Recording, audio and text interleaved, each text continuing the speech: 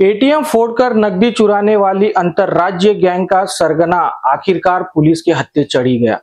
Jaripatka police ने उत्तर प्रदेश के प्रतापगढ़ निवासी खुर्शीद अहमद निसार अहमद को गिरफ्तार किया है, जबकि उसके 4 साथी अभी भी फरार हैं। मामला 4 सितंबर की रात का है, जब जरीपटका के पाटनकर चौक स्थित एसबीआई एटीएम को गैस कटर से काटकर लगभग 8,12,000 रुपए चोरी किए गए। सुबह घटना का पता चलते ही पुलिस ने मामला दर्ज किया और डीसीपी निकेतन कदम के मार्गदर्शन में जांच शुरू की। पुलिस ने 350 से अधिक सीसीटीवी फुटेज खंगाले और इसी आधार पर खुर्शीद तक पहुंची। गिरफ्तारी के बाद खुर्शीद ने जुर्म कबूल किया और बताया कि उसने अपने साथियों की मदद से वारदात को अंजाम दिया। पुलिस ने उसके किराए के घर से 17,400 रुपए नगद बरामद किए। फरार साथियों की तलाश के लिए पुलिस की एक टीम उत्तर प्रदेश भेजी गई है। जांच में सामने आया कि यह गैंग अलग अलग शहरों में एटीएम फोड़कर वारदात करती है। मुंबई और ठाणे के क्षेत्रों में भी इनके खिलाफ 25 से अधिक मामले दर्ज है। खुर्शीद इस गैंग का सूत्रधार है और पहले वाहन चोरी के मामले में भी लिप्त रहा है। वहीं मुंबई पुणे से वाहन चुराकर उत्तर प्रदेश बेचता था। इस रैकेट में खुर्शीद ने काफी संपत्ति बनाई है। प्रतापगढ़ में उसका आलीशान मकान है और नागपुर के यशोधरा नगर क्षेत्र में खरीदे गए प्लॉट पर मकान निर्माण भी कर रहा है। फिलहाल पुलिस फरार आरोपियों की तलाश कर रही है। इनबीसी न्यूज के लिए अखिलेश के साथ अभिषेक पानसे की रिपोर्ट।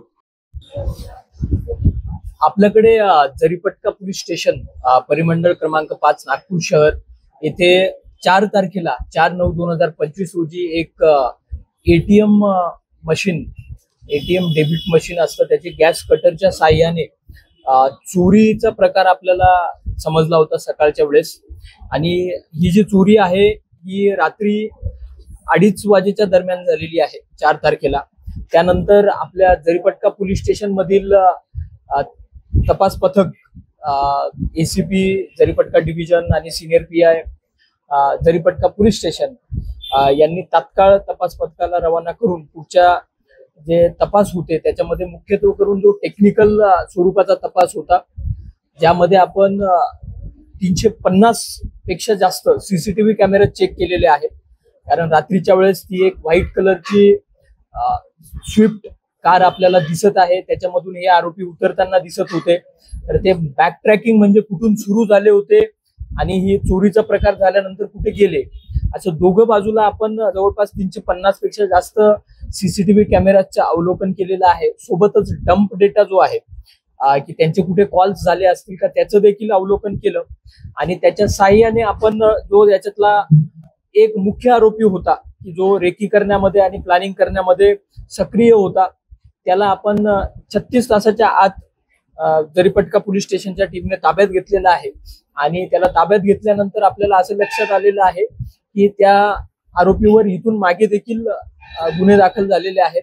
मुंबई आणि आजूबाजूच्या परिसरामध्ये त्याच्यावर 25 गुन्हे आपल्याला मिळून आलेले आहेत आणि हे सर्व गुन्हे मालमत्तेच्या संबंधितच आहेत। चोरी असेल, घरफोडी असेल, वाहन चोरी असेल, या प्रकारचे आहेत।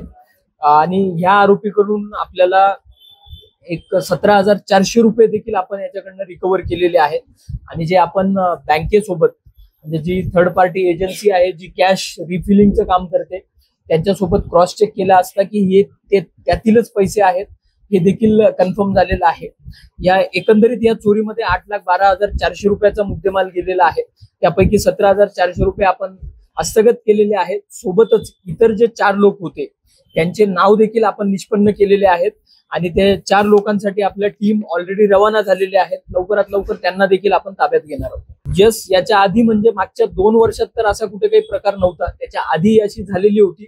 आणि आपण सर्वांनीच बऱ्याचदा हे बघितलं असेल की एटीएम मध्ये चोरी ते गॅस कटरच्या साहाय्याने, याच्यासाठी विशिष्ट भागातील काही गँग्स ऍक्टिव्ह आहेत। त्यामध्ये मध्यंतरी एक हरियाणाचा एरिया होता, आता मागे काही आपल्या महाराष्ट्रात देखील निष्पन्न झालेले आहेत, त्याच्यामध्ये यूपी मधील देखील काही गँग्स समोर आलेले आहेत। आणि आपल्या टीमने चांगलं काम केल्यामुळे ही गँग आपल्याला निष्पन्न झालेली आहे। लवकरात लवकर त्यांना आपण ताब्यात घेऊ आणि यांनी इतरही कुठे अशाच चोऱ्या केलेल्या आहेत किंवा कसे याची देखील माहिती मिळेल आणि याच्यात नक्कीच सकारात्मक अजून जास्त डिटेक्शन आपले होतील अशी आम्हाला खात्री। यामध्ये जसं सांगितलं मी की आपला मुख्य आरोपी जो आहे याच्यामध्ये त्याचं नाव आहे खुर्शीद अहमद निसार अहमद। हा मूळचा उत्तर प्रदेश मधील रहिवासी आहे। मनेहू नावाचं गाव आहे, याचं प्रतापगड जिल्ह्यामध्ये, येथील रहिवासी आहे. परंतु त्याचा एक प्लॉट यशोधरा नगरच्या हद्दीत त्याच्या स्वतःचा ओनरशिपचा प्लॉट आहे. त्या प्लॉटवर त्याच्या घराचं बांधकाम चालू होतं, त्यामुळे तो तिथेच राहत होता. आणि मग तिथे राहत असतानाच त्यांनी रेकी केलेली आहे असं आपल्या प्राथमिक तपासात निष्पन्न झालेलं आहे. आणि त्याच्यासोबत जे इतर 4 लोकांचे नाव निष्पन्न झालेले आहेत ते देखील उत्तर प्रदेश मधीलच आहेत आणि हे सर्व एकमेकांचे नातेवाईक आहेत, जवळचे नातेवाईक आहेत. आता याच्यामध्ये अशी शक्यता नाकारता येत नाही की यांनी इतरही ठिकाणी अशाच प्रकारच्या एटीएम मधील चोरी गॅस कटरच्या साह्याने केलेल्या असतील, परंतु त्या निष्पन्न झालेल्या नाहीयेत. म्हणून इतर 4 लोकांचे रेकॉर्ड आपल्याला आतापर्यंत समजलेले नाहीये. परंतु ज्यावेळेस आपण यांना कस्टडीमध्ये घेऊ, यांचं एकाच वेळेस सगळ्यांचं इंटरोगेशन करू, त्यावेळेस या सगळ्या गोष्टी क्लिअर होतील. जो आपल्या ताब्यात आरोपी आहे तो याच्यामधला मास्टर माइंड असणार याची दाट शक्यता आहे. कारण त्याच्यावर ऑलरेडी 25 गुन्हे देखील मुंबई आणि आजूबाजूच्या एरियामध्ये दाखल झालेले आहेत. तर त्यांनीच रेकी केले असेल आणि तो इथेच राहत होता, त्याच्यामुळे त्याला बऱ्यापैकी नागपूर बद्दल माहिती होतं. आणि अजून एक महत्वाची गोष्ट म्हणजे जे एसबीआयचं एटीएम त्यांनी निवडलं, पाटणकर चौकापासून थोडं आतमध्ये आहे आणि ते 3 दिवसापूर्वीच एटीएम चालू झालेलं होतं. त्याच्या आधी 2 महिन्यासाठी ते डिफंक्ट होतं, म्हणजे चालू नव्हतं ते एटीएम. आता 2 दिवसापूर्वी चालू झालं होतं. मे बी त्यांनी आधीच ते चेक केलेलं असेल की हे बऱ्याच दिवसापासून बंद आहे, आता अचानक चालू झालेलं आहे. त्याच्यानंतर त्यांनी ते एटीएम टार्गेट केलं असेल. एक दुसरी गोष्ट, त्यांनी जी कार वापरलेली आहे त्या कारमध्ये जो नंबर प्लेट वापरली त्यांच्याकडे विविध नंबर प्लेट होत्या असं या आरोपीच्या आपल्या विचारपूसमध्ये आपल्याला समजलेलं आहे. तर त्यांनी नागपूरमध्ये OLX वरती ज्या कार विकण्यासाठी टाकलेल्या होत्या, तर त्याच्यामधून ते नंबर घेऊन ते बनवून आणि त्या नंबर प्लेटचा वापर केलेला आहे, जेणेकरून ते पोलिसांना कुठे सीसीटीव्ही मध्ये ट्रेस जरी झाले तरी मिसलीड होतील पोलीस आणि चुकीच्या डायरेक्शन मध्ये तपास होईल. हा देखील त्यांचा त्याच्या मागचा इंटेन्शन होता. जसं की मी आधीच सांगितलेलं आहे की हा मुख्य आरोपी आपल्या ताब्यात आहे आणि इतर 4 आरोपींचे नाव निष्पन्न झालेले आहेत आणि आपली टीम त्यांच्या मागावर आहे. लवकरात लवकर आपण त्यांना देखील पकडू अशी मला खात्री आहे. अगदी बरोबर. याच्यामध्ये आता हे बाकीचे आरोपी आपल्याला मिळाल्यानंतर, कारण त्यांचे अर्धवट नाव आपल्याकडे आहेत, त्याच्यामुळे त्यांच्यावर काय प्रिव्हियस रेकॉर्ड आहे ते अजून क्लिअर होत नाहीये. हे लवकरात लवकर आपल्याला मिळतील. त्याच्यानंतर आपण त्यांचे पूर्ण प्रिव्हियस रेकॉर्ड काढू आणि यांचे जर आधी एकत्रित गुन्हे असतील तर याच्यामध्ये नक्कीच मकोकाची कारवाई करण्यात येईल. आणि सोबतच या सर्व आरोपींची जी प्रॉपर्टी आहे ती देखील आपण अटॅच करण्याची कारवाई करणार आहोत. आता यावेळेस तर आपण त्याच्याबद्दल कमेंट नाही करू शकणार की या गँग सोबत अजून इतर गँग कोणी लिंक्ड आहेत का. आता सध्या आपलं टेक्निकल तपास चालू आहे. यांच्याकडे जे फोन नंबर होते त्याच्यावर त्यांचे जे मोस्ट कॉलर आहेत किंवा रात्रीच्या वेळेस जास्त कॉल केलेले असतील त्या दृष्टीने आपला तपास चालू आहे. हे सर्व एकाच वेळेस आपल्याला मिळाल्यानंतर या गोष्टी सर्व क्लिअर होतील. हाही एक महत्वाचा मुद्दा आहे.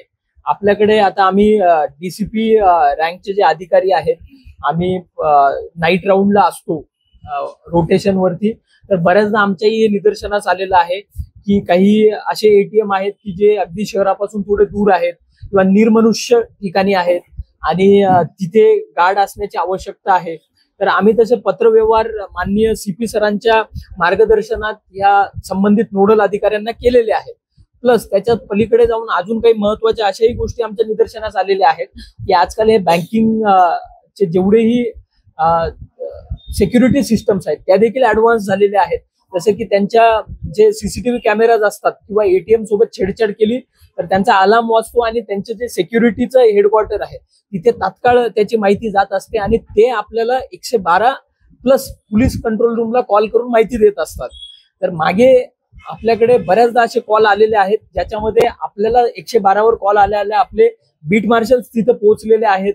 त्याच्यामुळे असे चोरीचे जे प्रकार आहेत ते फक्त अटेम्प्ट राहिलेले आहेत, सक्सेसफुली झाले नव्हते. परंतु ह्या केसमध्ये रात्रीच्या वेळेस 112ला कॉल आलेला नाहीये.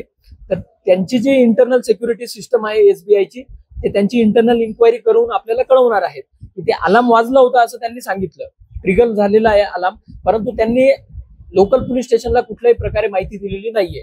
गणपती बसलेले होते त्यावेळेस जाणारे येणारे लोक होते, त्याच्यातले काही एक जागरूक नागरिक होते, त्यांनी ते बघितलं आणि त्यांनी 112ला कॉल केला आणि त्यांना बघून ते पळून गेले. ते असा हा एकंदरीत प्रकार झालेला आहे. 4 चाकी वाहन मिळालेलं नाहीये. त्या वाहनाचाच वापर करून ते फरार झालेले आहेत. परंतु ते वाहन आपल्याला काही सीसीटीव्ही कॅमेऱ्यामध्ये डिटेक्ट झालेलं आहे आणि 2 वेळा आपल्याला जसं की घटनास्थळावर त्याच्यावर वेगळा नंबर होता, आपल्याला पुढे गेल्यानंतर आपण चेक केलं तर त्याच्यावर दुसरा नंबर प्लेट मिळून आलेली आहे. आपण जे नंबर आपल्याला मिळाले त्यांच्या ओनर पर्यंत गेलो तर आपल्या असं निदर्शनास आलेलं आहे की त्यांच्या व्हेकल त्यांच्या घराच्या समोरच पार्क आहे आणि तिथेही आपण सीसीटीव्ही चेक केलेले आहेत की हे खोटं तर बोलत नाहीयेत ना, परंतु तिथे देखील आपल्याला ते समजलेलं आहे की त्या व्हेकल वापरण्यात आलेल्या नाहीये. तर मग ती गाडी जेव्हा आपल्याला मिळेल त्यानंतरच त्या गोष्टी क्लिअर होतील. देखिए टोटल जो मुद्देमाल आहे इसमें 8,12,400 रुपयाचा मुद्देमाल गेलेला आहे. त्याच्यापैकी आपल्याला 17,400 रुपये हा जो आपण आरोपी ताब्यात घेतलेला आहे त्याच्याकडून मिळालेला आहे आणि त्याच्या नोटा आहेत त्या आपण व्हेरीफाय केल्या तर त्या एटीएम मधूनच गेलेल्या होत्या. म्हणजे त्याच्यावरूनही हे क्लिअर होत आहे की हा व्यक्ती त्यांच्यामध्ये समाविष्ट होता. बाकीचा मुद्देमाल आता त्या बाकी लोकांकडे आहे असं त्याचं सांगणं आहे. लवकरच ते ताब्यात येतील.